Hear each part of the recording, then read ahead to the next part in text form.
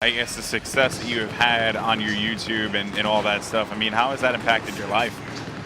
It's been great. I mean, it's really hard to complain about playing video games for a living. Yeah. And coming to E3 and getting to play the pre-alpha of Battlefield 4. It's just been a lot of fun, you know, and I used to work in the game industry a little bit and in the media industry and just production area. And, you know, those jobs are great and everything, but the freedom of YouTube is great. To just come out here and not have to be expected to say all these great things. You can just speak your opinion. And that kind of freedom, I think I love so much. And especially coming here because I don't have and then the only ways to get up from the ground are through the elevator, so it's very easy to control. So if you got air superiority, then you want the skyscraper up. If you got good power on the ground, it makes sense to turn your tanks and start shooting at those supports, bring the skyscraper down, and all of a sudden the battlefield is now on your level and you don't have to worry about the gunship. And like, I know we were talking earlier, we saw that after the skyscraper comes down, there's a huge dust cloud. And anybody in the AC-130 has a hard time seeing targets on the ground there. So all of a sudden everything changes, you know, targets become more valuable, targets become harder to see. And that's just awesome. And I can't wait to see what other kind of maps and what other kind of Levolution aspects they have in these different kinds of maps. Because I'm sure we're not just going to have giant city maps. It could be anything. Yeah, no, without a doubt. You know, if for all we know, like you said, that damn map that you had talked about, that could be something that is brought into the game later on, you know, like or the we don't single know. player carrier splitting in half. Maybe a sinking ship was an idea that people were throwing around earlier. That was certainly, you know, that would certainly be really cool. You know, and especially with the, I guess the attention that they've been putting on the amphibious assault gameplay, you know, has certainly been pretty cool as well. Like, you know, now the boats are more effective than they were prior. You also can also abandon ship on a jet ski, which is a nice little touch too. So it's some pretty cool things. Nice. Now you don't go down with the ship as much because there's no point to bail out in the middle of the ocean. You're just going to get shot. Exactly. But you got your little getaway craft. The boats have got miniguns on either side. I was messing around with the ways to customize the boats. You can put anti-air rockets on there. You can put anti-ground rockets. Really? I mean, these things are not like adorable little boats that tanks are just like, let's shoot that boat and get some easy kills. It's like, oh crap, there's a boat and he's about to waste us all. Yeah, really cool. You can customize the tanks as well, which was something. Have you had a chance to dabble with the customization? Anything that really caught your eye so far? Yeah, I mean, it's pre-alpha, so they give you the options to select, but then you'll run out there with them and they won't actually be implemented yet. So I've only been able to play with the basic settings, the zoom and stuff, but they got the infrared, they got some interesting shell options, and I'm going to get into that later. I just kind of quickly ran through them all. I love the camo aspect. The helicopters, instead of just having anti-vehicle rocket pods, they now seem to have rocket pods that are designed for anti-infantry. And so that'll be really interesting to see what happens. The limited ammo capacity is really cool now, and it seems like, I don't know if you know, but it seems like vehicle ammo seems to recharge, but sort of at a slow rate. So you can't just spam a target like endlessly until you finally kill whatever it is you're shooting at from long range. You got to kind of conserve your ammo and use it when necessary, but it seems to charge back up from time to time. Yeah. So you know, I had to think about it real quick. I saw that happen before as well, that the vehicle ammo kind of replenishes, but I also do know that the commander can speed up that process too. So that is the other thing that I had saw before. Commanders can drop vehicle ammo, and they can also drop in vehicles. Like, there's a lot of cool things that the commander himself can do. And I guess that is something I want to ask you about too, the commander mode. What are your thoughts about it? Because this is something that was in BF2, and you told me that you actually came in and started doing videos with BF3. So I'm sure that this is something, while it may not be new, because I know you must have done your homework. I guess, how does it impact you as a player? Well, I'm familiar with Commander Mode from BF2, and I might be one of the outliers in that everybody was like, I want Commander Mode back from BF2, and I was like, I don't want Commander Mode back. It's not that it's not cool. It adds an awesome element to the competitive scene, which I know you love. And I think it's a great addition for competitive gameplay. We'll have to see how it plays out in the casual style, because you put a lot of power in one player's hands, And if that player doesn't know what they're doing, or they're whatever, they're just not doing their job right, it can make or break a team, especially, and that's very aggravating if you're really doing your job well on the ground and your commander's not backing you up properly. So it's sort of like the situation in Battlefield 3. If you got a really good jet pilot, he can kind of dominate the whole game, and it doesn't matter too much what the ground forces are doing. So I hope there's a nice balance between commander and we'll just have to see, because it's hard to tell at this point. Yeah, so like I had a few conversations with Alexander, who actually was just up here talking with Corey Dunn a little while ago. And speaking of Corey Dunn, by the way, just want to let you guys know, he is literally behind me playing Battlefield as I am commentating. So I'm working, and Corey Dunn is playing video games, because Mr. Lazy over here. No, I'm kidding. He's look. You see him right on the screen. You see him. He's there. He is, and he's looking at his teammates' screens. I haven't even had a chance to do that. I just want to let you guys know I'm very, very angry. You can hear the anger in my speech. I'm kidding. But yes. But seriously though, like in regards to. Oh man, I lost my train of thought on this one. Well, we're talking about commander mode. Commander mode. There you go. Thank you.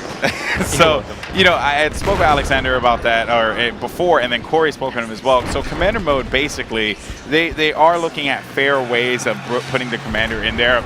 It's, reminiscent of other widespread games where they have tried to, put leading positions for people and making sure that maybe an individual, reaches a certain point. Like, this is obviously speculation on my part. This isn't really any dice stuff. But these are things that, when I talked to Alexander, he certainly seemed very astute on was fairness, and not just, oh, yeah, I'm spamming commander mode because I want to work on my KD.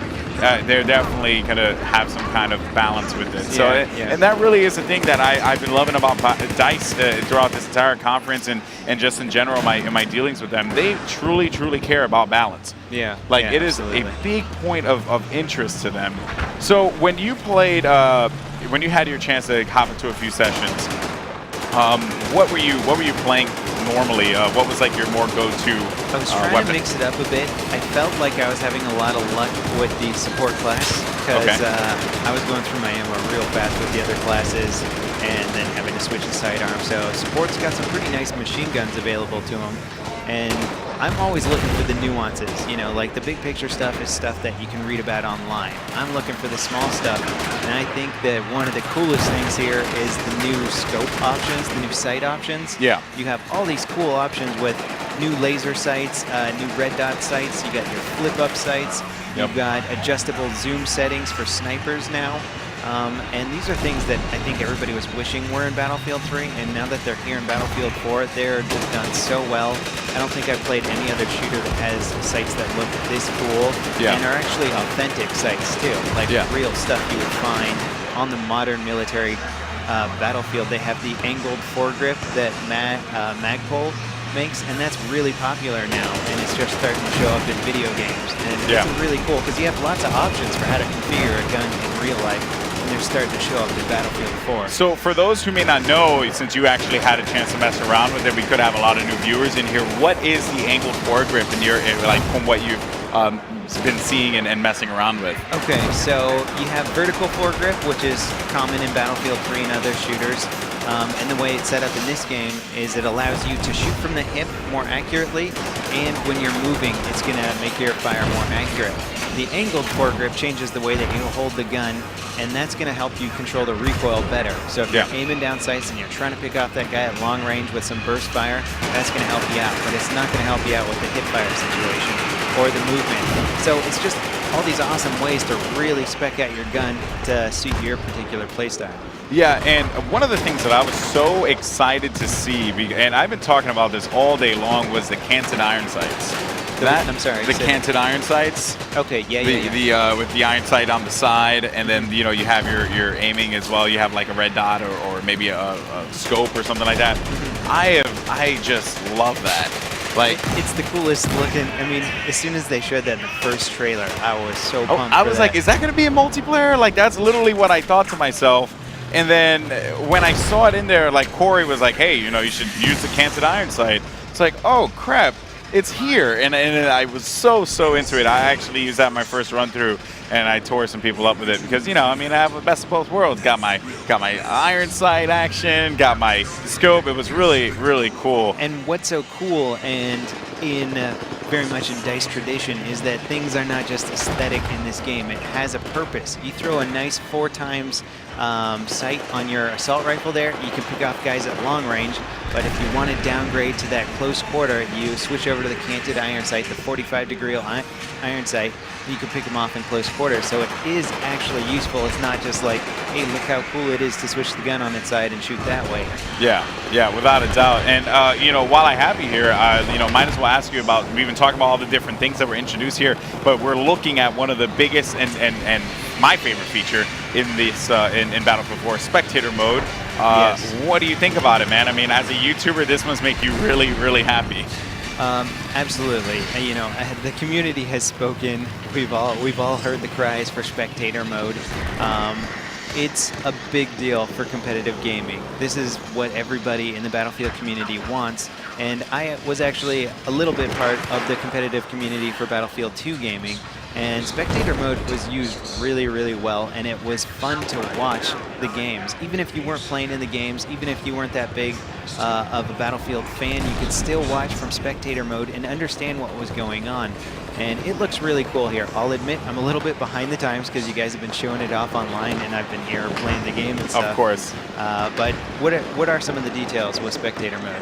Yeah, well, I'm glad you asked because I'm pretty sure that there are people who may not know. So first and foremost, as you can see right at the top of the screen there, if we can flip through it, right now we're in free cam mode, but let's go to tabletop perspective. This is actually my favorite perspective here. This is showing pretty much what maybe the commander sees, as well as when you respawn, you see this mode here, but you see everything, right? You see all the action, you see where the arrows are coming, you see when the Tomahawk missiles are coming through as well. That gives you a good idea. So that's a really cool aspect. And we're on board with this fine gentleman here. So let's go to first-person mode. Now, first-person mode is the regular what you see is what you get. This is the standard, and we all know and love this stuff. But then here's one of my favorites. It stands out a lot. Tabletop is my favorite, but this third person certainly is up there. Let's go to the third person mode now.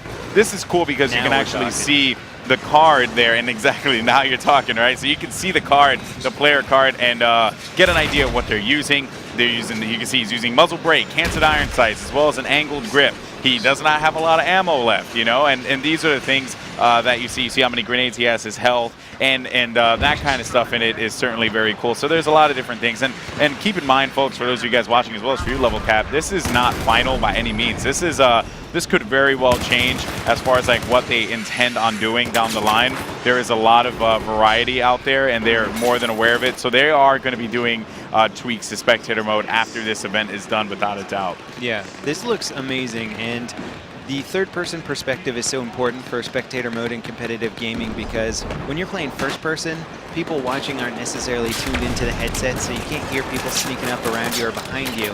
Somebody comes in for that knife kill. In third-person perspective, it's great for the viewership. You see the guy sneaking up, you know the person playing has no idea he's there, so it just gives you that awesome perspective. And frankly, the graphics in Battlefield 3 are so good, the animations are so good, that they're really doing the game some justice by showing off the player models. Yeah, and that really is like such a testament to the Frostbite 3 engine that DICE has been producing, because you know that this engine itself is being showed off in all of its glory. There more than Battlefield 4 is using the Frostbite 3 engine. There are more games that are using it, and you can see like its versatility. And when I actually spoke with Alexander about this the other day, I asked him, about spectator mode and then throwing it in there, and he had said it's because Frostbite 3 is so flexible that we can do things like this.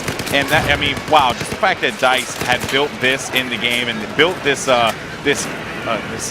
system here with the Frostbite 3 engine, it really is kind of shocking. So, as you can see, guys, the game is winding down a little bit now. It is 266 to 248.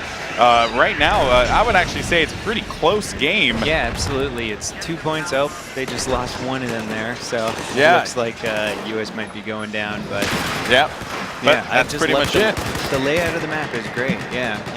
Yeah, without a doubt. Now, so Level Cap, I mean, you know, before we close things out here, of course, I just want to ask you, what's next for you down the line? I mean, are you still going to get out there posting videos and all that good stuff? Absolutely. I got a lot of recorded Battlefield 4 alpha gameplay coming up on the channel, so just stay tuned to that. We're going to be breaking down everything that is in the menu system, all the guns, all the attachments.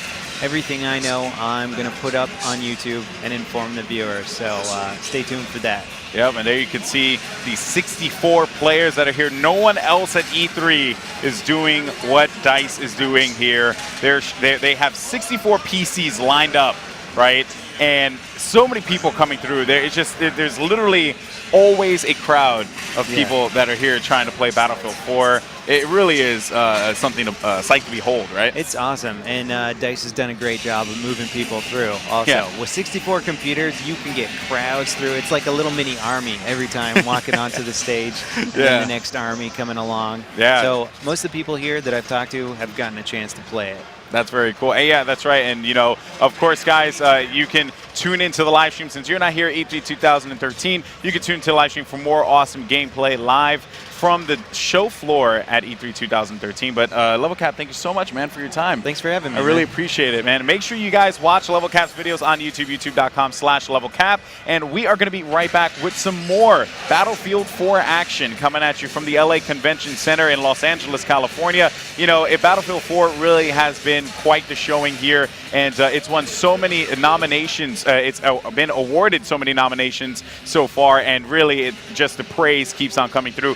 Keep on tweeting us. Keep on going on Reddit as well as Facebook. You can go to facebook.com/Battlefield. You can go to reddit.com. It's our Battlefield there. And you can also go to Twitter. So twitter.com/Battlefield. I know I said Twitter, but I just want to emphasize on that. Needless to say, though, guys, we will see you in a little bit. Do not go anywhere. More Battlefield 4 action coming at you live from E3 2013.